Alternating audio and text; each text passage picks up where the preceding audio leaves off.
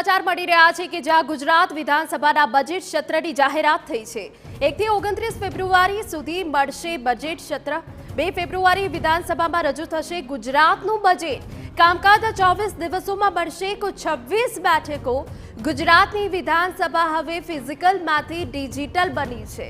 Digital વિધાનસભામાં ધારાસભ્યો online પ્રશ્નો પૂછશે અને જે વિગતો મળી રહી છે તે પ્રમાણે હવે ડિજિટલ પ્રક્રિયા થવાની છે। પરંતુ આ સત્રની જાહેરાત કે જ્યાં 1 થી 29 ફેબ્રુઆરી સુધી હવે બજેટ સત્ર મળશે।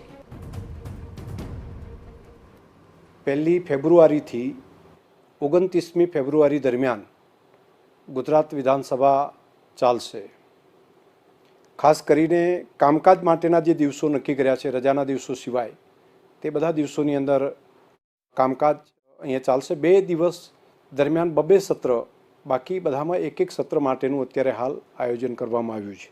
શરૂઆતમાં 3 દિવસ ચર્ચાઓ, જે રાજ્યપાલશ્રીના ભાષણ અને તેના ઉપરની જે ચર્ચાઓ ચાલશે તેમાં 3 દિવસ, 4 દિવસ બજેટ ઉપરની જે ચર્ચાઓ છે તે થશે અને 12 દિવસ વિવિધ વિભાગોની માગણીઓ ઉપરની ચર્ચાઓ છે તેની ચર્ચા વિધાનસભાની અંદર થશે।